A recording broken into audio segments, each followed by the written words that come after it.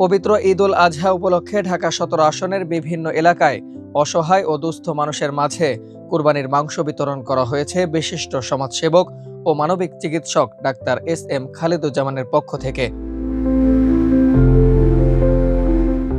মানুষের কল্যাণে দীর্ঘদিন ধরে কাজ করে আসা ডাক্তার এস.এম. খালিদুজ্জামান এবারও ঈদের আনন্দ সুবিধা বঞ্চিত মানুষের সঙ্গে ভাগাভাগি করতে এই উদ্যোগ গ্রহণ করেন।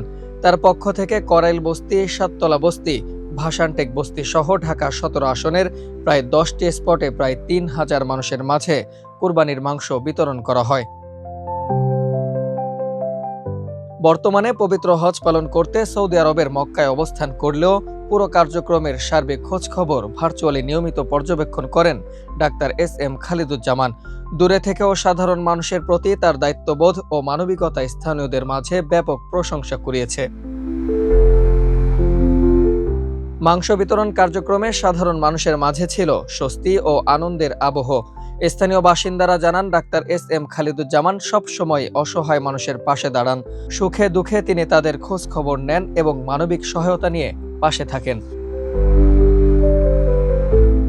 এলাকাবাসী আরও বলেন, একজন নির্বাচিত প্রতিনিধি না হয়েও যেভাবে তিনি মানুষের জন্য কাজ করে যাচ্ছেন তা সত্যি বিরল।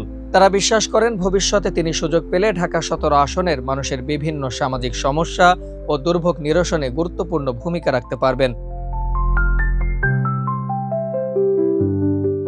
স্থানীয়রা ডাক্তার এস.এম. খালিদুজ্জামানের এই মানবিক উদ্যোগকে সাধুবাদ জানিয়ে সমাজের বিত্তবানদেরও অসহায় মানুষের পাশে দাঁড়ানোর আহ্বান জানান। মানবিকতা, সহমর্মিতা এবং মানুষের প্রতি দায়বদ্ধতার এমন উদ্যোগ ঈদের আনন্দকে আরও অর্থবহ করে তুলেছে বলে মনে করছেন সচেতন মহল। আবু সালেহ মোহাম্মদ সাব্বির, প্রজন্ম ২৪।